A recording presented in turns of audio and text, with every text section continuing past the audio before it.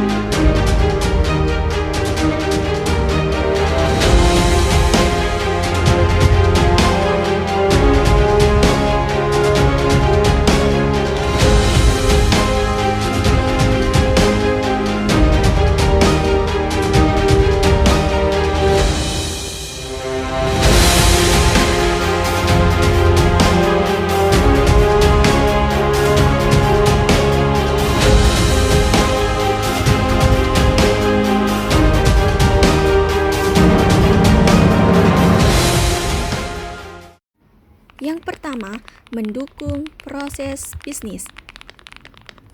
Sistem informasi membantu mengotomatiskan proses bisnis. Contohnya, pada toko retail modern. Setiap kali ada transaksi, data stok langsung berkurang secara otomatis. Tidak perlu pencatatan manual yang rentan salah. Yang kedua yaitu mendukung pengambilan keputusan. Seorang manajer penjualan membutuhkan data akurat tentang produk terlaris, wilayah dengan penjualan tertinggi, atau jam ramai pelanggan. Sistem informasi memberikan laporan real-time sehingga keputusan bisnis dapat diambil dengan cepat dan tepat. 3. Memberikan keunggulan kompetitif. Dengan sistem informasi, perusahaan bisa lebih unggul dari pesaing. Netflix misalnya merekomendasikan film sesuai minat pengguna berdasarkan algoritma. Ini meningkatkan kepuasan dan membuat pengguna bertahan. 4. Meningkatkan efisiensi dan produktivitas. ERP memungkinkan berbagai divisi, mulai dari keuangan, produksi, pemasaran, hingga gudang, bekerja pada satu sistem yang terintegrasi. Proses menjadi lebih cepat, biaya lebih rendah, dan produktivitas meningkat.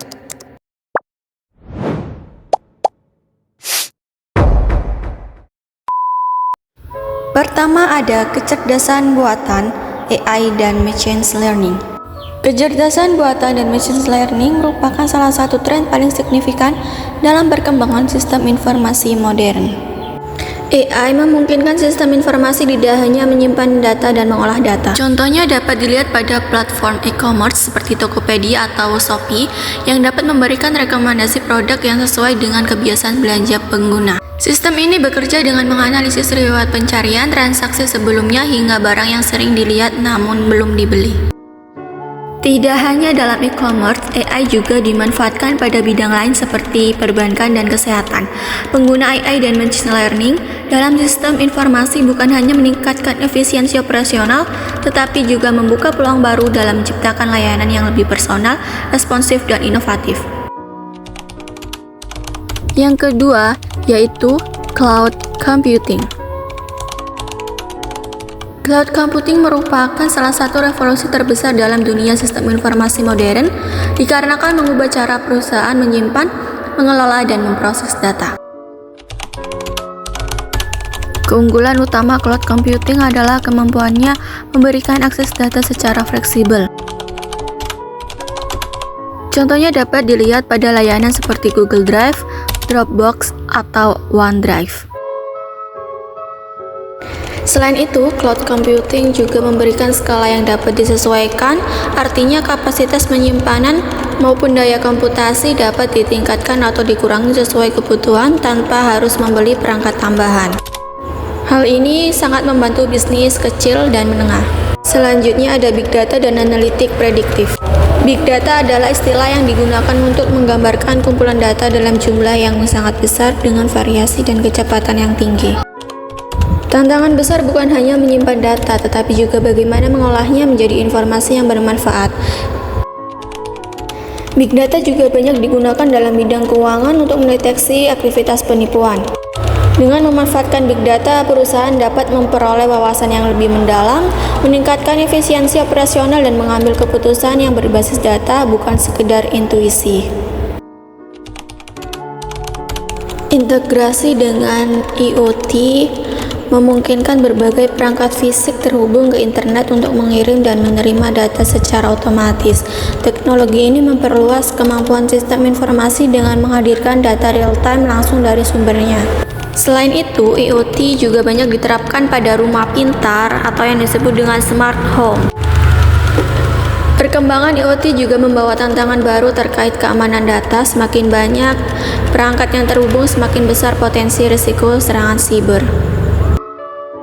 Selanjutnya ada keamanan siber yang lebih kuat. Seiring meningkatnya ketergantungan pada sistem informasi, risiko serangan siber juga semakin besar. Data pelanggan, informasi keuangan, hingga rahasia perusahaan menjadi target para peretas. Beberapa perusahaan menerapkan sistem keamanan berbasis AI.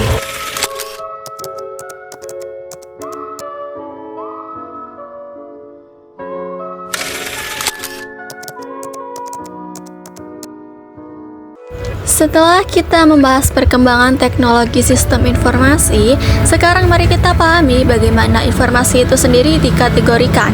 Tidak semua data memiliki nilai yang sama atau digunakan untuk tujuan yang sama.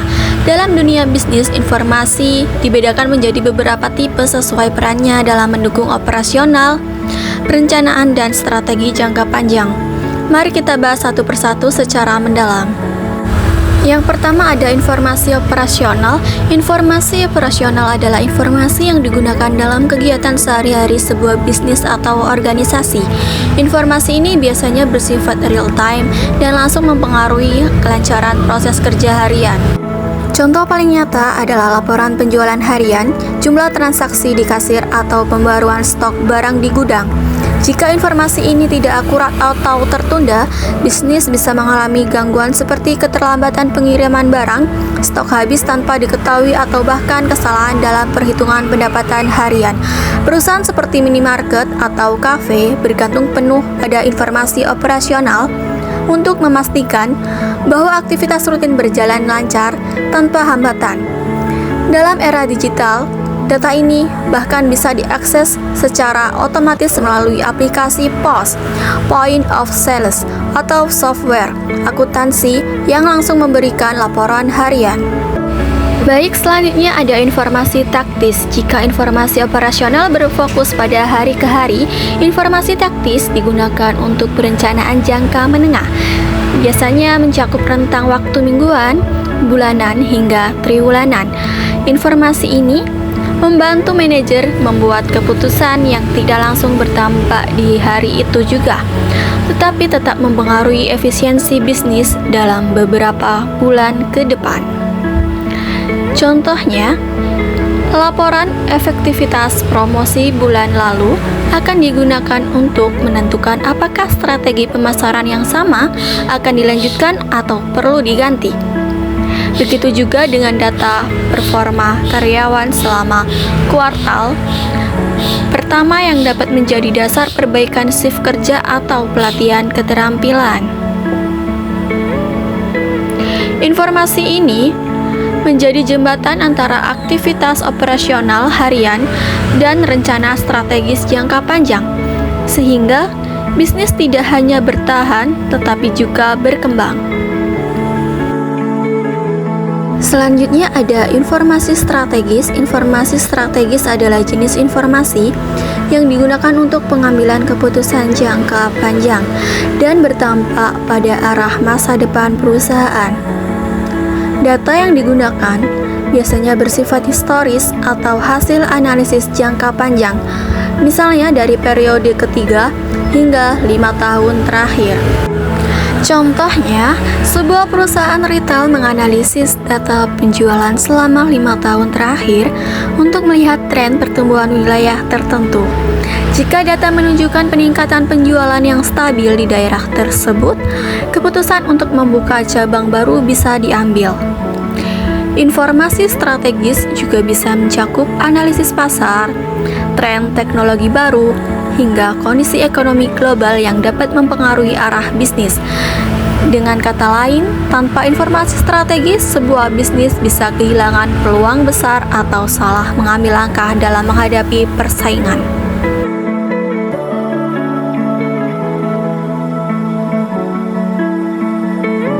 Selanjutnya ada informasi pengetahuan.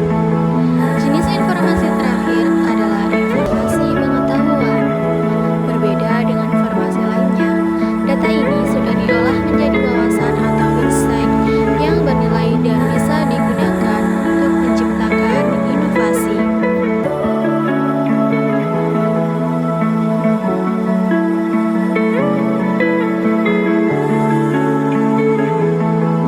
Misalnya dari hasil survei pelanggan, sebuah restoran menemukan bahwa tren minuman sehat semakin digemari.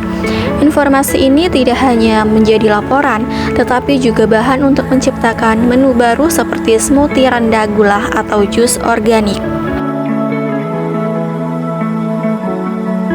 Informasi pengetahuan memungkinkan bisnis untuk melakukan diferensiasi produk atau layanan sehingga tidak mudah ditiru kompetitor.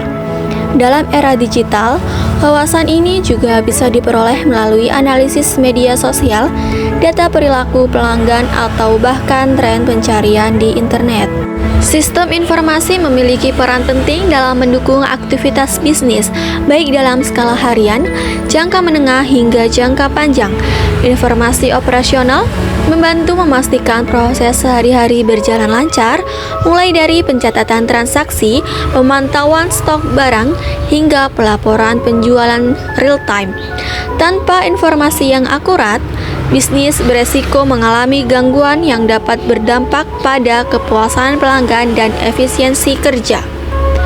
Informasi taktis berfungsi sebagai panduan dalam perencanaan jangka menengah, di mana manajemen dapat mengevaluasi kinerja strategi pemasaran, penjualan, maupun operasional. Misalnya, laporan kinerja bulanan dapat menjadi dasar penentuan langkah perbaikan agar strategi bisnis tetap efektif. Dengan informasi taktis yang tepat, perusahaan dapat menyesuaikan arah kebijakan sesuai tren pasar dan kebutuhan pelanggan. Informasi strategis memberikan pandangan jauh ke depan dalam menentukan arah bisnis. Dengan menganalisis data jangka panjang, perusahaan mampu merencanakan ekspansi, inovasi produk, atau investasi teknologi yang dapat meningkatkan daya saing di pasar. Keputusan yang berbasis pada informasi strategis dapat mengurangi risiko dan membantu menciptakan peluang baru yang berkelanjutan. Selain itu, informasi pengetahuan membantu perusahaan memperoleh wawasan mendalam dari data yang ada, sehingga dapat melahirkan inovasi dan nilai tambah bagi pelanggan. Wawasan ini tidak hanya memprediksi tren, tetapi juga memberi arahan bagaimana bisnis dapat terus relevan dan unggul dalam persaingan yang semakin ketat. Dari keseluruhan pembahasan, kita bisa melihat bahwa informasi bukan hanya sekadar data, melainkan aset strategis yang menentukan keberlangsungan dan arah masa depan sebuah bisnis. Dengan memanfaatkan informasi operasional, taktis, strategis, dan pengetahuan secara tepat, perusahaan dapat mengambil keputusan yang lebih akurat, inovatif, dan berorientasi pada pertumbuhan jangka panjang. Semoga penjelasan ini memberikan gambaran jelas tentang pentingnya tipe-tipe informasi dalam sistem informasi. Sampai jumpa di pembahasan selanjutnya, dan jangan lupa untuk terus belajar agar bisnis kita semakin siap menghadapi tantangan di era digital.